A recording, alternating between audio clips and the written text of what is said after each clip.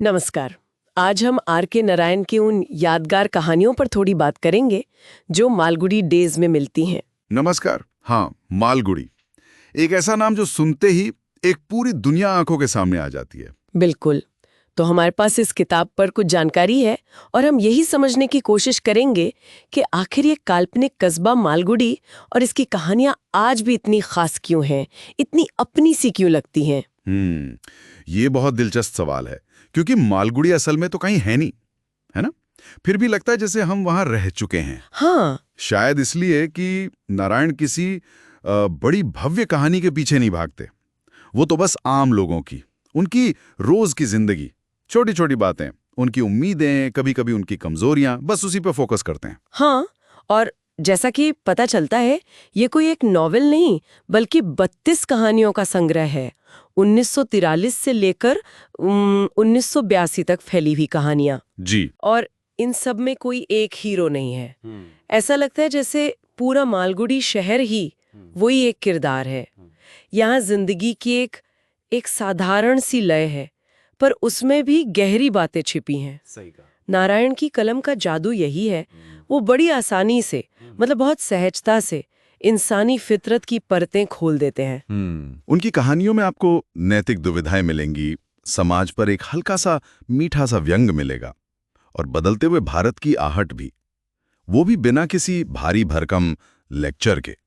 सब कुछ बहुत हल्के फुल्के अंदाज में, मजेदार तरीके से। अगर कुछ कहानियों की बात करें तो शायद ये बात और साफ हो जाए, जैसे वो एन एस्ट्रोलॉजर्स डे। अरे हाँ। एक ज्योतिषी जो असल में ज्योतिषी है भी नहीं, बस हालात ने बना दिया है, और एक दिन अचानक उसका सामना होता है एक ऐसे आदमी से जिसके अतीत से वो जुड़ा है, जिसे उसने कभी मरने के लिए छोड़ दिया था। हाँ।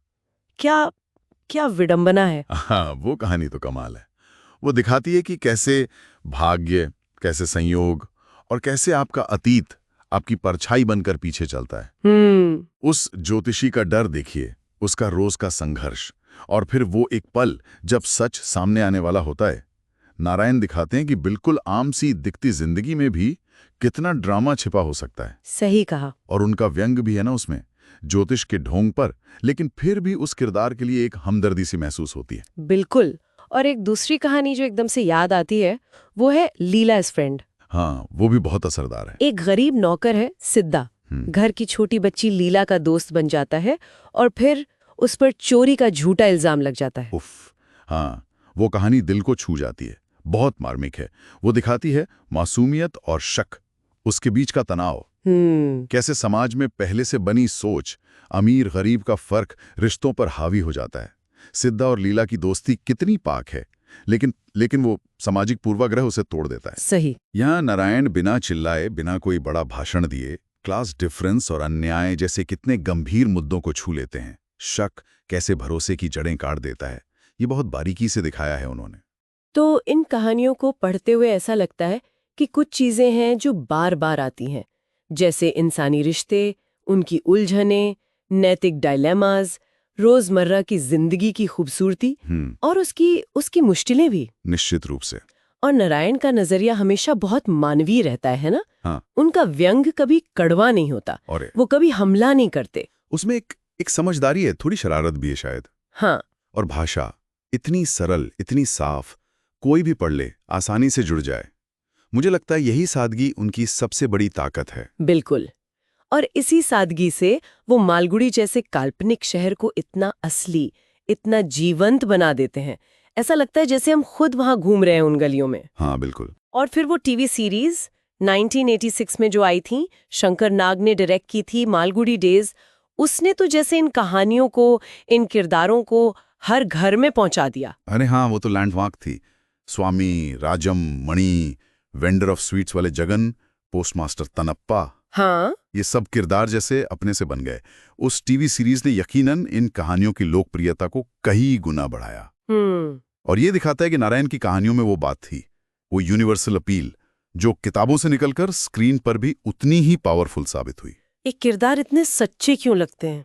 शायद इसलिए कि वो हमारी तरह ही हैं। उनमें अच्छाइयां भी हैं, कमियां भी हैं, वो गलतियां करते हैं, और कभी कभी कुछ बहुत अच्छा भी कर जाते हैं, बिल्कुल आम इंसानों की तरह। तो अगर हम पूरी बात को समेटें तो मालगुडी डेज की खासियत क्या है? क्यों ये आज भी इतनी रेलेवेंट लगती है? मेरे ख्याल में इसकी महानता इसकी सादगी और इसकी सच्चाई में है। ये बिना किसी बड़ी बड़ी बातों के, बिना किसी उपदेश के भारतीय जीवन के एसेंस को पकड़ती है। ये कहानियां हंसाती हैं, सोचने पर मजबूर करती हैं, कभी कभी आंखें नम भी कर देती हैं। और इसलिए नहीं कि वो मेलोड्रामेटिक हैं, बल्कि इसलिए कि वो जिंदगी के बहुत करीब हैं। वो दिखाती हैं कि साधारण में ही असाधारण छिपा है। तो ये कह सकते हैं कि अगर कोई भारतीय साहित्य को समझना शुरू करना चाहता है तो मालगुडी डेज एक बहुत अच्छी शुरुआत है। बेहतरीन शुरुआत है। दिल को छूने वाली कहानियां हैं, सहज हैं, गहरी हैं और हमेशा याद रह जाती हैं। बिल्कुल। और ये हर उम्र, हर पीढ़ी के पाठक के लिए है। ये हमें अपने आसपास की दुनिया को शायद थोड़ा और ध्यान से, थोड़ी और हमदर्दी से देखना सिखाते हैं। चलिए, तो इस बातचीत को यहाँ रोकते हुए एक सवाल अपने सुनने वालों के लिए छोड़ जाते हैं। हाँ, आखिर ऐसा क्या है कि एक पूरी तरह से काल्पनिक जगह मालगुडी हमें कभी-कभी अपनी जानी पहचानी असली दुनिया से भी ज्यादा वास्तविक और अपनी सी लगने लगती है? इस पर